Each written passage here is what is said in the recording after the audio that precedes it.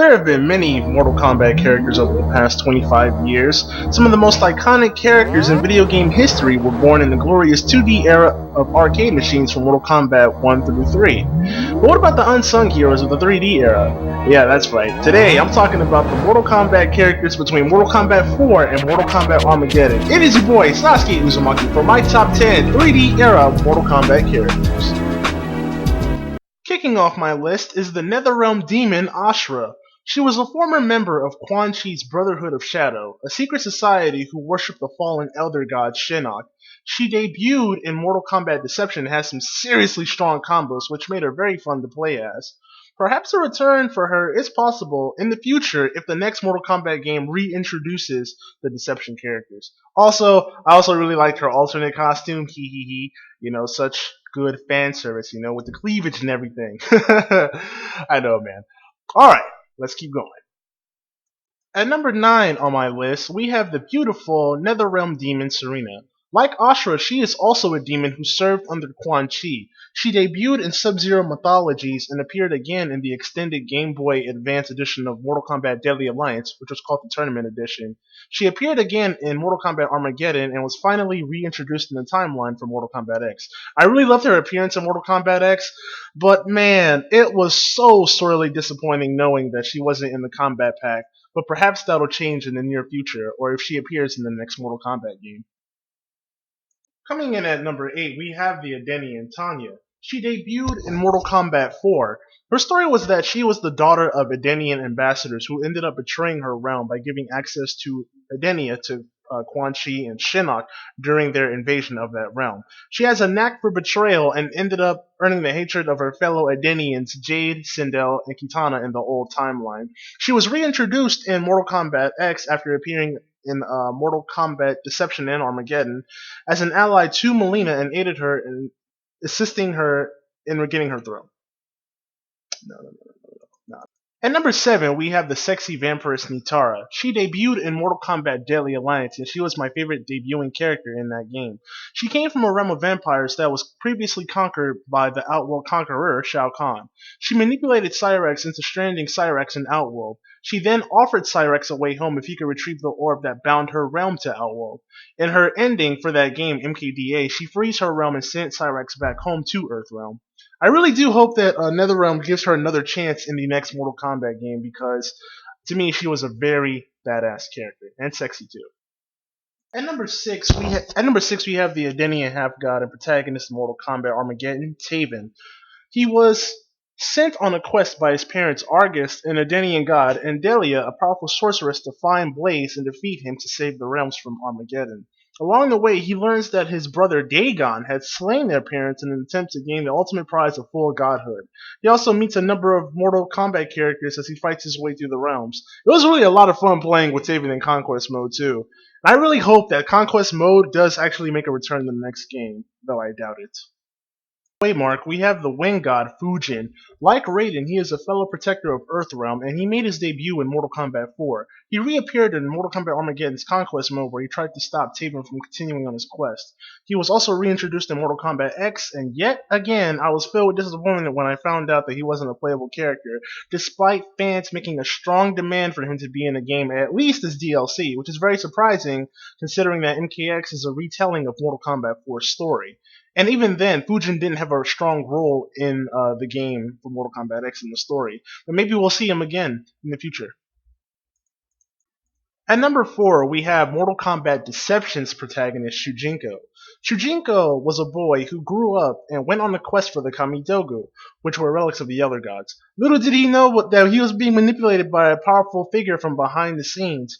He was able to gain the fighting abilities of the various warriors that he encountered on his journey throughout the realms. In the game itself, Shujinko had some really strong setups in the game which made him very strong. In Mortal Kombat X, Cassie Cage accidentally kills him when she assumed that it was the sorcerer Shang Tsung in disguise. So I guess that's the end of Shujinko and that we're not seeing him in the timeline anymore. So coming in at number 3, we have the fallen elder god Shinnok, who debuted in Mortal Kombat 4. He's pretty much Mortal Kombat's version of Satan. I mean, the story behind it, there's a lot of similarities. But anyway, he attacked the Elder Gods when He had, well, he didn't try to claim, but he had tried to claim all of reality for himself. For that, he was cast and bound into the nether realm until the sorcerer Quan Chi freed him. He has a personal vendetta against Raiden because of that, and Shinnok is pretty much like the ultimate evil being who would stop at nothing from seizing ultimate power and having everything done before his will. Number 2 is everyone's favorite evil white guy, excuse me, Quan Chi. The reason why I chose Quan Chi ahead of Shinnok was because Quan Chi has lasted a lot longer in the timeline for both old and new. He is the very definition of betrayal. He was solely responsible for the deaths of both the Elder Sub-Zero and Scorpion's family. He even defeated the sorcerer Shang Tsung in the old timeline for control of an undead army. In Mortal Kombat X, Karma finally bit him in the ass when Scorpion killed him after learning the truth from the younger Sub-Zero about his family, and still managed to free Shinnok from the Netherrealm. He's truly a bad guy in every sense of the term. Alright, so let's hit that recap button before I get to number 1. So at number 10 we got Asura, number 9 Serena, number 8 Tanya, number 7 Nitara, number 6 Taven, number 5 Fujin, number 4 Shujinko, number 3 Shinnok, and Quan Chi coming in at number 2. Alright, so Mortal Kombat has had its fair share of evil characters. There's so many evil characters. You know, you got Mileena, Baraka, Quan Chi, Shinnok, Shao Kahn. Just so many. Cabal, Kano. But, I mean, for you to be truly evil, and for you to be my favorite character of the 3D era, you gotta do some shit that's, like, so off the script. And my favorite character for the 3D era is the Dragon King, Onaga. Just wow. I mean, this guy is just off the hook. Not only was he a badass, I mean, come on, he's a dragon. He was the original ruler of Outworld before Shao Kahn became a little bitch and then poisoned Onaga. Onaga dies. His holy men take his body and, erect shrines to him or whatever, and they do that. Then Onaga has the secret power to just reanimate his consciousness from the dead. So it's like he's alive while being dead. He then uses his consciousness to go under the name of Damashi and manipulates Shujinko. Shujinko from Conquest Mode gets fooled all the way up to the very end, having Shujinko do the dirty work for him, retrieving the Kamidogu, and then finally gaining his body back. In Deception, at the end of Conquest Mode, Onaga tells Shujinko the cold truth. He gets played for a fool. He got played like a damn piano, son. And Onaga even seizes the power of the one Kamidogu in an unused ending in Mortal Kombat Deception. You know what? I'm gonna just let the man speak for himself. My enemies have failed to prevent me from fusing all the weapons of the Elder Gods into one. I used this ultimate weapon to warp reality, merging the realms into a singular existence.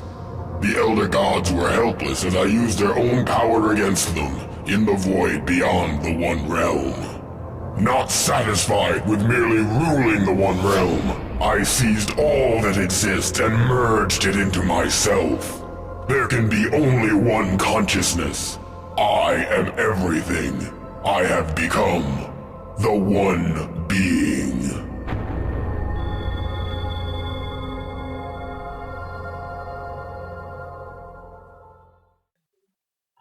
Yeah, so that's pretty badass, right? Pretty badass, right? I mean, if I do say so myself. So that's pretty much it, guys, for my top 10 3D era characters. Did you guys agree with the list? Did you guys disagree?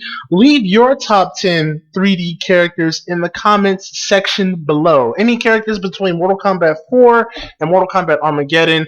Again, as long as they debuted in the 3D era, that's pretty cool. Leave your top 10 in the comments below. Give that like button a fatality. Subscribe today to join the Ninja Clan, son. Today, I've been your boy SasukeUzumaki. Thanks for watching, and I'll see you guys next time. Peace.